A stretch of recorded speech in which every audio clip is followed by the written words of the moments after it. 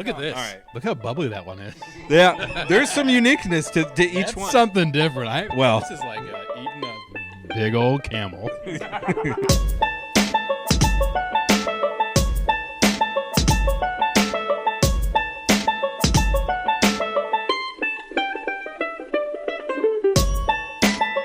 What's up, cool kids? We're the T-Rav Tasters with Korked Bats. We're the Waldman brothers here. Sales guy Jeff, my brother Jake. Hey, what's up? And Johnny.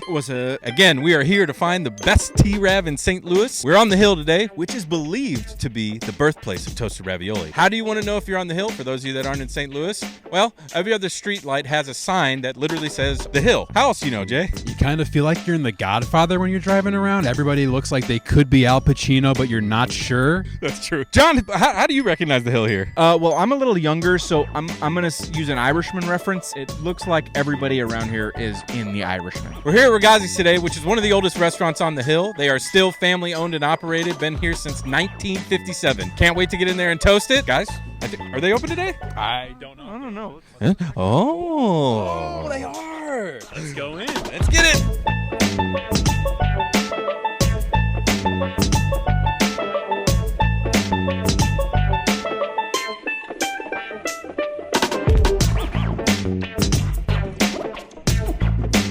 I think I smell it. I smell the T-Rav. I smell the wrap. Joan.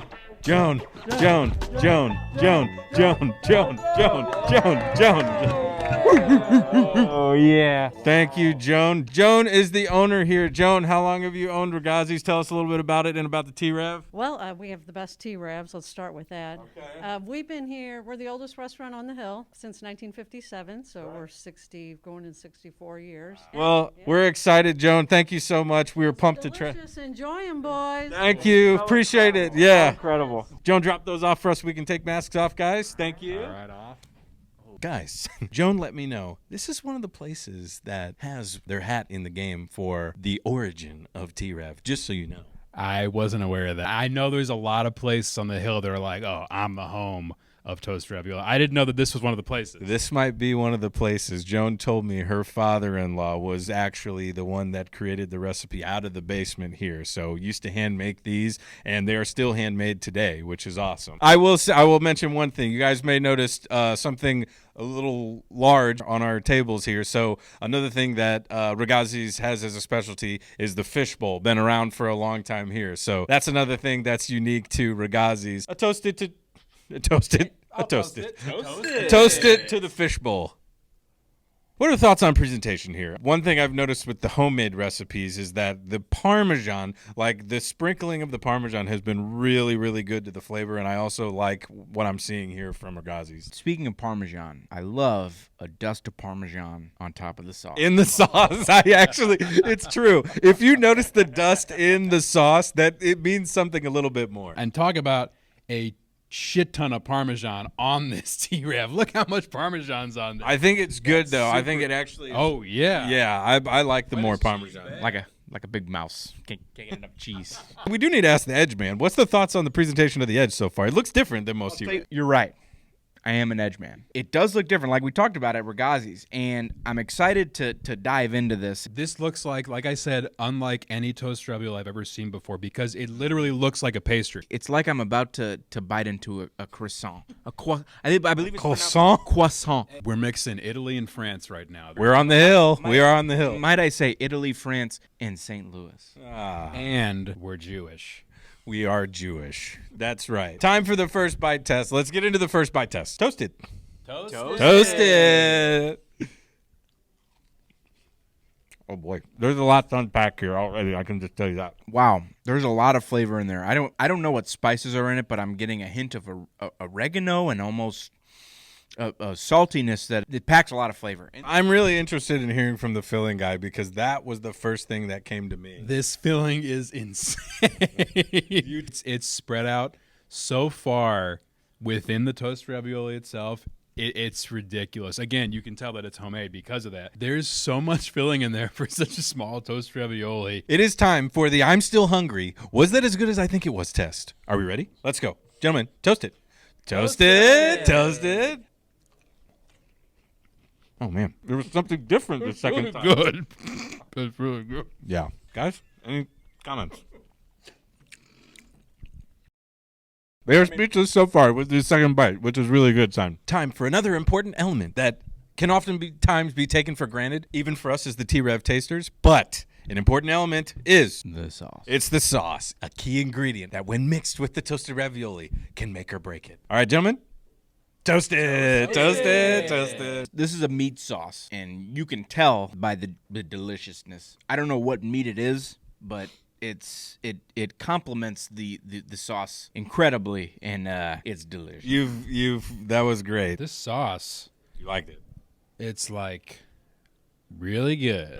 That's great. Oh, we got a second order coming in. Thank you very much. What was your name? My name Will. How y'all doing? Will, what's up, man? How long you worked here, Will? Worked here about like 3 years. Any shout out? So I want to give a big shout out to Miss John, and the founders of Rigazzi for giving me a job. I want to give a shout out to the kitchen because without them guys, you hear me, including me, because I'm a kitchen worker as well. Tuss, we got Sacco, we got the greatest Matt. We got Rome down there doing his thing. We got Pooh Man. We got we got Spencer. How many people are back there? Damn. So if you need any catering. Yeah, we do catering. We do everything.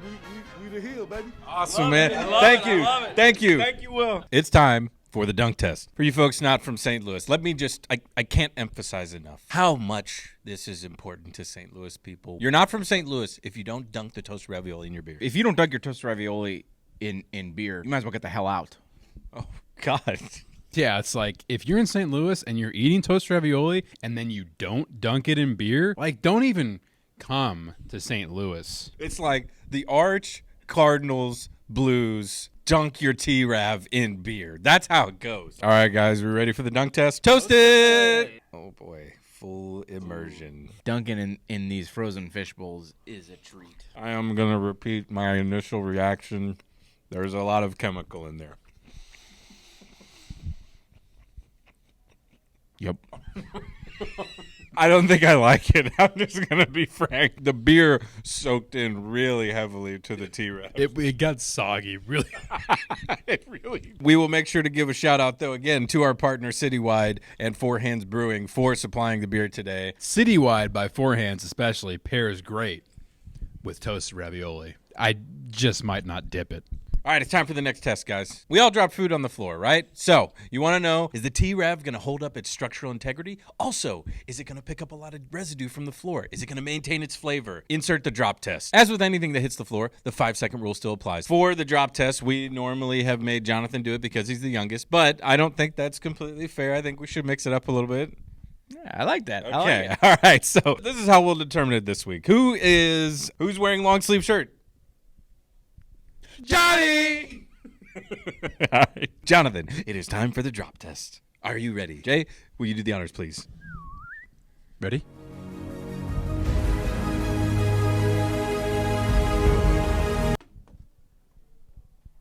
One, two, three, 4, 5. John, get it. Oh, Jay, pick it up for him. Oh, John, it was a good placement. Tell us the thoughts on the structure. I'm pleasantly surprised. Just get in there. Okay. Go ahead.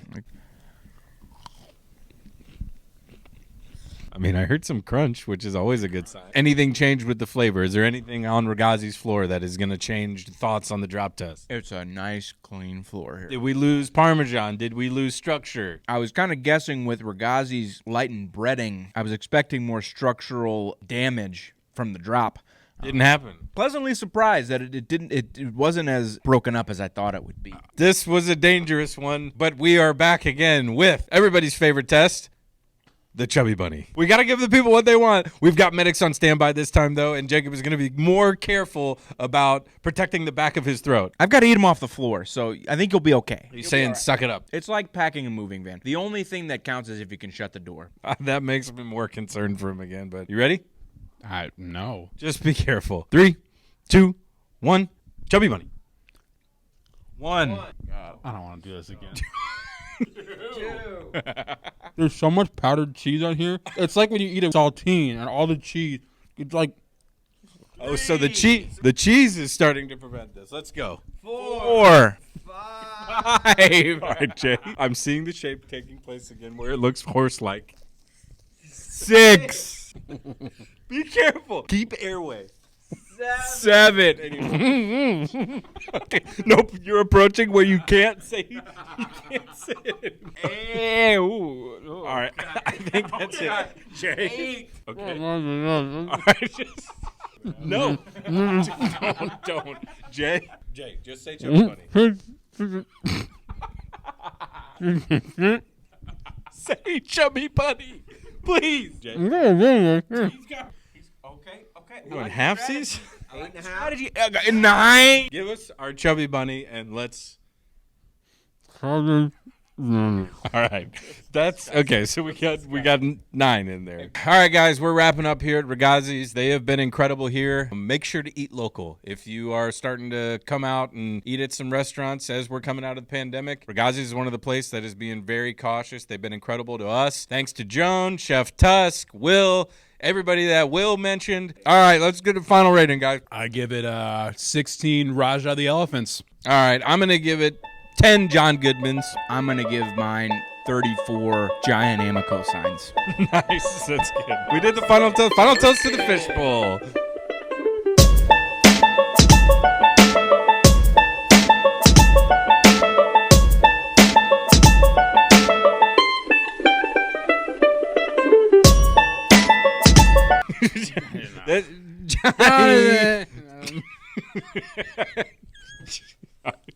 Who is that? And who's wearing a long sleeve shirt? Johnny. All right, whoever's not wearing a short sleeve shirt. Johnny. Nice. That wasn't actually that good. All right. I take back the nice. That was not that great. It made me feel kind of good.